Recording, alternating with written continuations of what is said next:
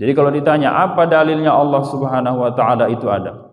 Dari mana kau tahu bahwa alam semesta ini baharu? Dari mana kau tahu bahwa alam semesta ini diawali dia tak ada? Kan kau baru lahir semalam. Begitu kau lahir, udah ada alam semesta ini. Kok bisa kau bilang alam semesta ini awalnya tak ada? Sedangkan kau lahir, alam semesta ini udah ada. Dari mana kau tahu bahwa alam semesta ini tak ada?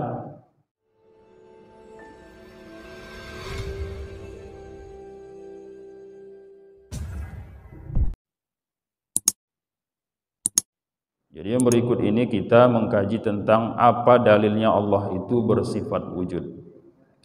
Qala al-muallif rahimahullah ta'ala, wad dalilu ala wujudihi ta'ala hudusul alami, ay wujuduhu ba'da adamin.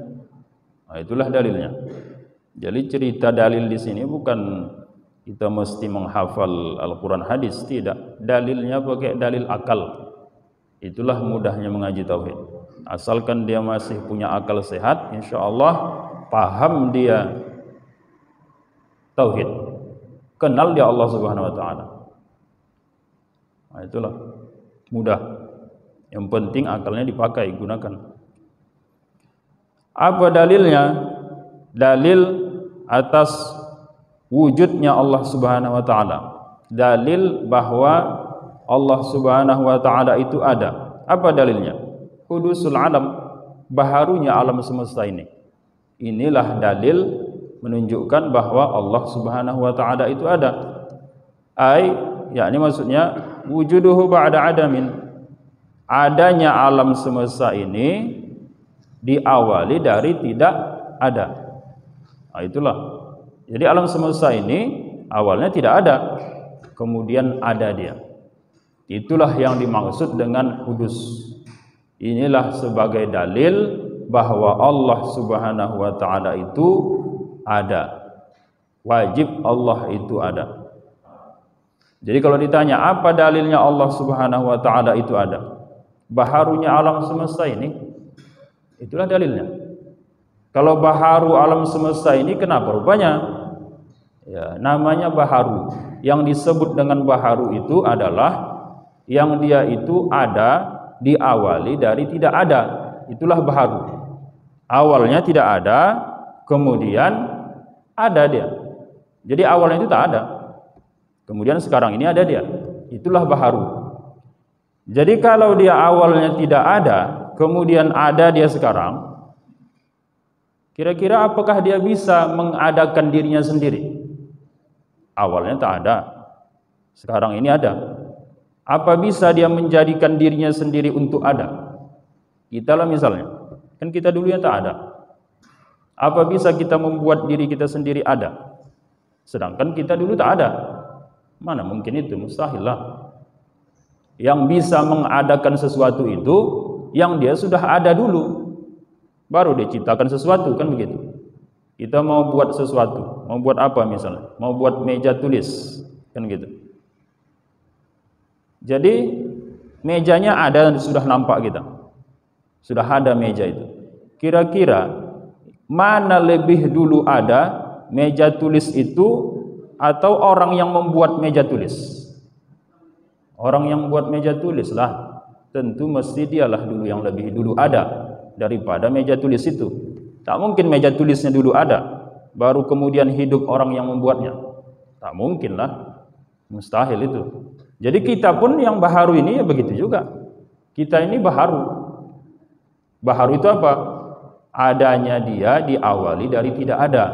Awalnya tidak ada, kemudian sekarang ada dia. Apa mungkin yang awalnya tidak ada kemudian ada bisa ada dengan sendirinya? Atau dia sendiri yang membuat dirinya ada? Tak mungkin. Pasti ada yang mengadakan dia yang lebih dulu ada daripada dia. Alam semesta ini baharu. Jadi siapa yang menjadikan alam semesta ini? Alam semesta itu sendiri menjadikan alam semesta? Tak mungkin. Kenapa tak mungkin? Karena alam semesta ini baharu. Dia diawali dari tak ada. Jadi kalau begitu bukan alam semesta ini yang membuat dirinya ada. Jadi siapa yang membuat? yang lebih dahulu ada dari sebelum adanya alam semesta ini. Itulah yang menciptakan segala yang baharu. Siapa itu? Tak mungkin yang baharu juga. Kalau yang baharu juga yang menciptakan baharu, yang namanya baharu itu pasti diawali dari tidak ada.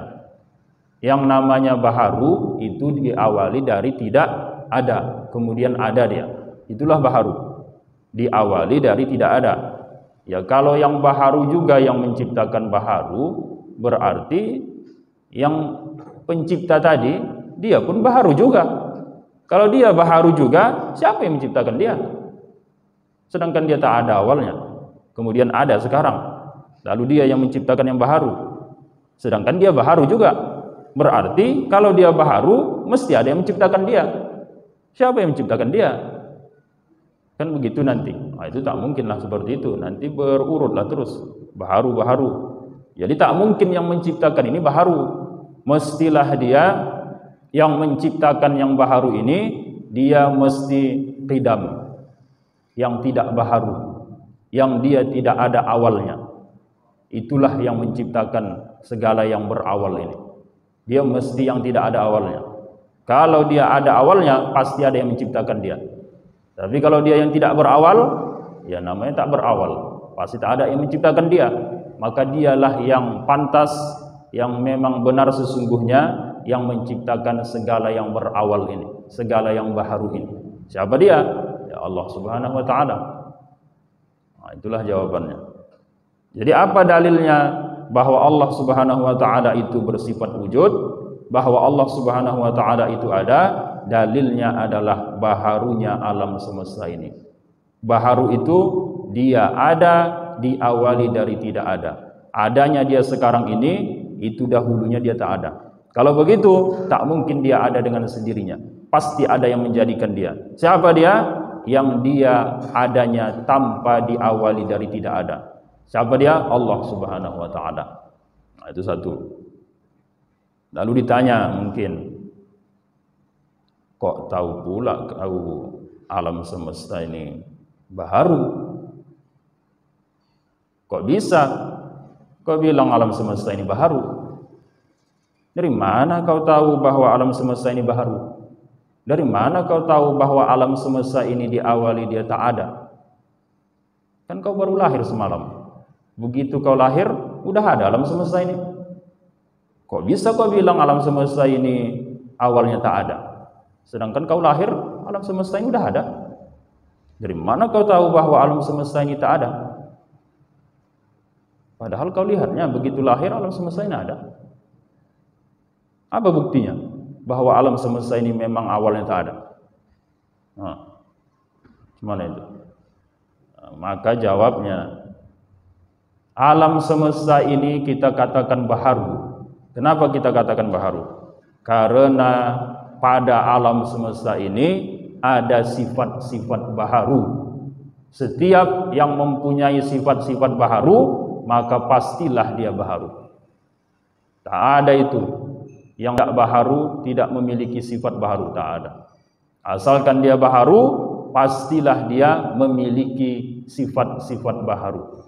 Apa sifat baharu dari alam semesta ini? Mudah saja. Yang paling mudah, alam semesta itu bergerak dan diam. Gerak, diam itu adalah sifat baharu.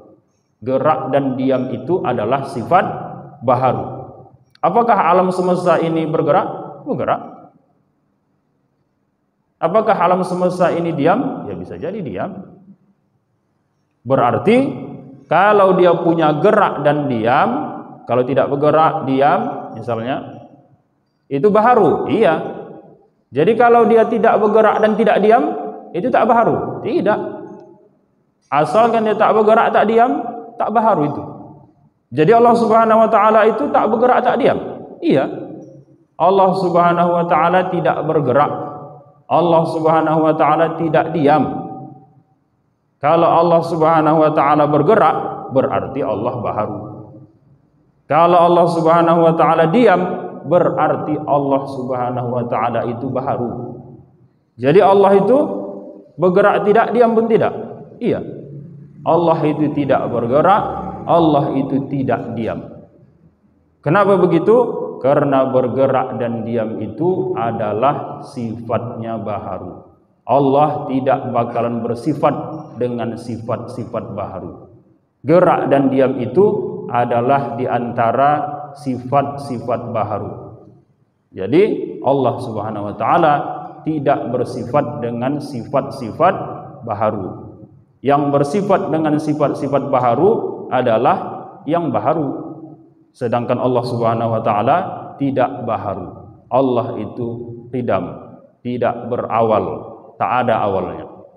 Jadi yang bersifat dengan sifat baharu adalah yang baharu alam semesta ini selain Allah Subhanahu wa taala. Inilah sebagai bukti bahwa memang betul walaupun kita lahir kita lihat sudah ada alam semesta ini, tapi kita melihat tanda ada di sana sifat baharu, maka bisalah kita katakan, kita benarkan bahwa alam semesta ini memang betullah dia baharu. Kalau begitu baharu, pasti ada yang menciptakan dia, pasti ada yang menjadikan dia. Siapa itu? Itulah Allah Subhanahu wa taala. Jadi apa dalilnya Allah Subhanahu wa taala itu ada? Dalilnya adalah baharunya alam semesta ini. Itulah dia. Selesai itu.